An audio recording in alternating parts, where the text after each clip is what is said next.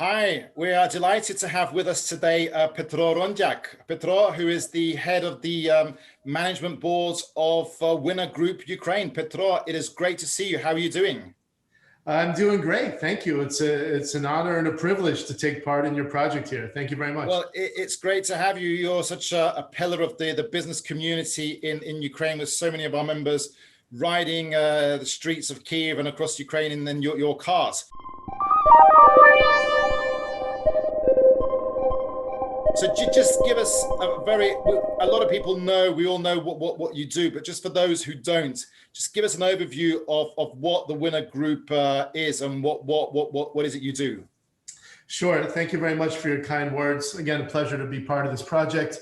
We are the official importer and distributor and have been for over 25 years. Ford Motor Company, Volvo Cars, Jaguar, Land Rover, Porsche, and Bentley. We also have our own retail facilities in the city of Kiev. You may have seen a few by the airport there or in Obolon. We also are involved in construction and real estate. So we're actively involved and actually helping construct the windmills across Ukraine now. So it's kind of a new aspect for us. But generally, we're here to help people solve their mobility needs.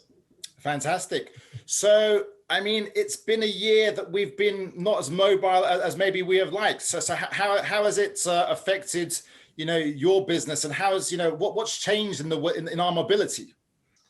Yeah, that's a good point. I mean, in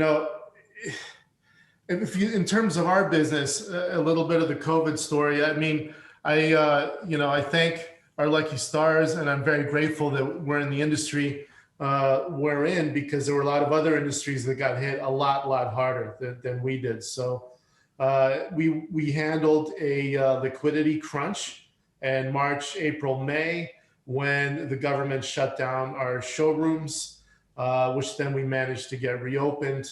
But there was a period of it was a bit of a scary period of, wait a minute, the music stopped, and is there a chair for us to sit on in the game, So liquidity was a big push in the beginning of the crisis, and then we realized that there still is a car market. I mean, one of the things that I say about the last year is that I'm very proud of Ukraine. I think I try not to get involved in politics, but in general, I think I've been through all these crises that Ukraine's been through, with the collapsing hryvnia and the collapsing economy. And this one, the hryvnia did not collapse. The economy did not collapse as much as in other crises. So I'm proud. I'm proud of Ukraine and its management, and that's reflected on the car industry, and only a 2% drop year on year last year. So even though people are less mobile in one sense with distance working and so on, but they're also looking for individual transport as well to isolate themselves from others. There's that factor. Another factor is less international travel, less vacation budgets being spent, more time to go in showrooms and look at nice cars and maybe make that car investment decision that's been procrastinated, since they have that vacation money that they would have spent outside the country in Spain or Italy or whatever. So I think the premium market has actually rebounded to pre-Maidan crisis levels. So I mean, mobility is still there. We see the traffic on the roads, and yeah. Right. Well, fantastic. And then in terms of 2021, I mean, what are you looking at in terms of like forecasts? Forecasting in Ukraine, as you know, is always an interesting task. I mean, we went with a cautious plus 10% industry projection, just to put something out there. But again, it would not surprise me if it was much more dramatic than that on the plus side. It would surprise me if it went on the minus side. I mean, somehow the registration of new cars are very tied to the GDP growth in the country. There's a good correlation there. So if we do see a plus GDP growth in Ukraine, I think it should support a 10-15% increase in the new car registrations. And then we have certain sector factors like a flood of used cars coming in from America and other places that actually hurts us somewhat as far as new car sales. But we're optimistic, we're positive. I mean, we've used 2020 as a platform for growth. We stayed with our investment program. We benefit from the fact that the shareholders and the management are long-term believers in Ukraine. So we're not looking necessarily to turn immediate profits. So we kept investing, and we're building buildings. We're building a dealership in Kyiv, 2 dealerships in Lviv, expanding our logistics center here in Kapitanyivka in Kyiv. So all those investment plans have continued. We're excited. We're excited. You know, it's funny, our board presentations always end with a slide that I present where I say Ukraine is on the cusp of significant growth. And I was thinking to myself, wow, I've been using that slide for about the last 5 years, you know, but now I really, really think that it could be, we could be there. So Ukraine has all the essential ingredients of dramatic economic growth. Now, will the different governmental factors and so on fall into play? I think they will. So okay, fantastic. But if we just look at the actual the automobile sector, I mean, what preferences does the business community in Ukraine? I mean, what are they looking for? Firstly, and then in terms of like electronic cars, I mean, what are you forecasting with that moving forward for Ukraine? yeah, Jaguar made a dramatic announcement a couple days ago that they will be an all-electric brand by 2025. Okay. I mean, the Western European countries are under intense pressure from the government to reduce their carbon emissions.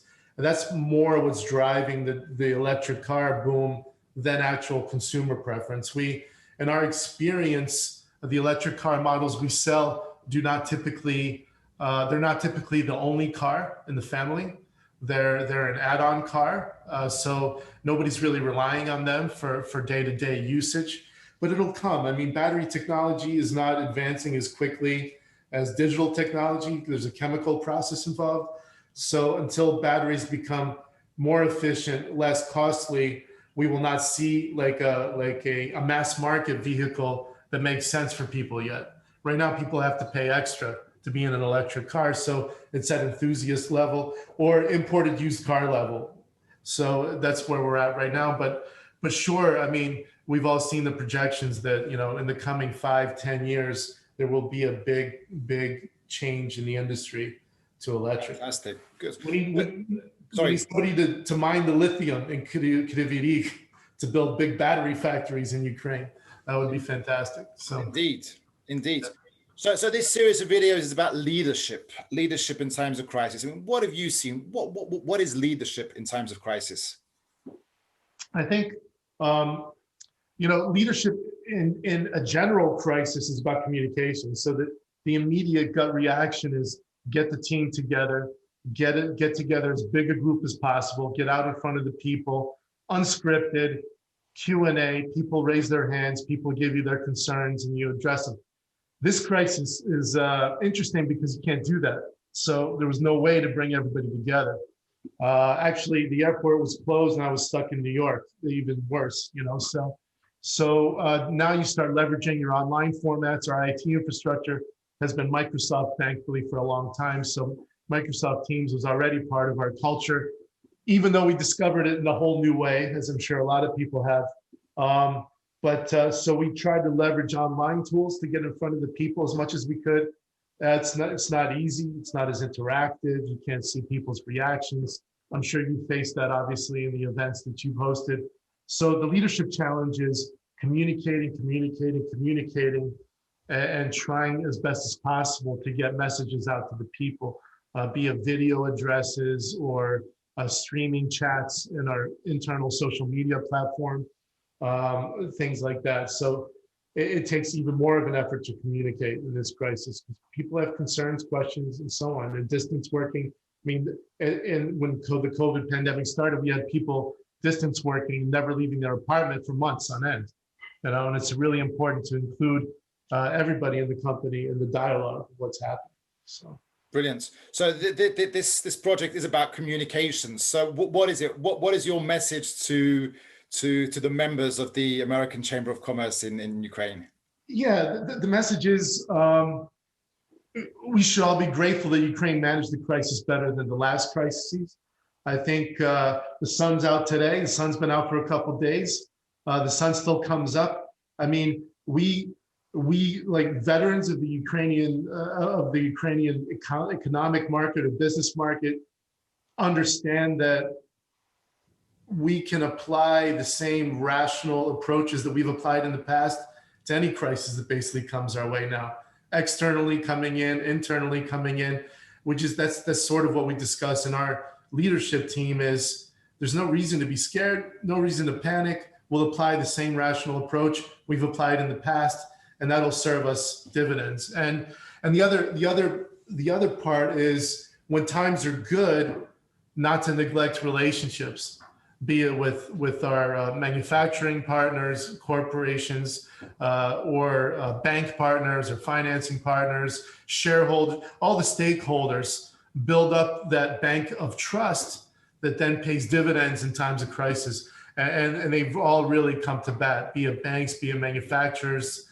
It's been like, the relationship that was built in the good times, you then can pays dividends in times of crisis. So that's another takeaway for me. So trust and relationship is so important. So, well, brilliant. Well, thank you for everything you do to support the AmCham, the business community in Ukraine. Thank you for your leadership. Thank you, Petro Rondiak, head of the management boards of Winner Group Ukraine. Stay healthy, stay safe, and see you soon. Thank you, Andy. It's been a pleasure. Thank you very much. Thanks.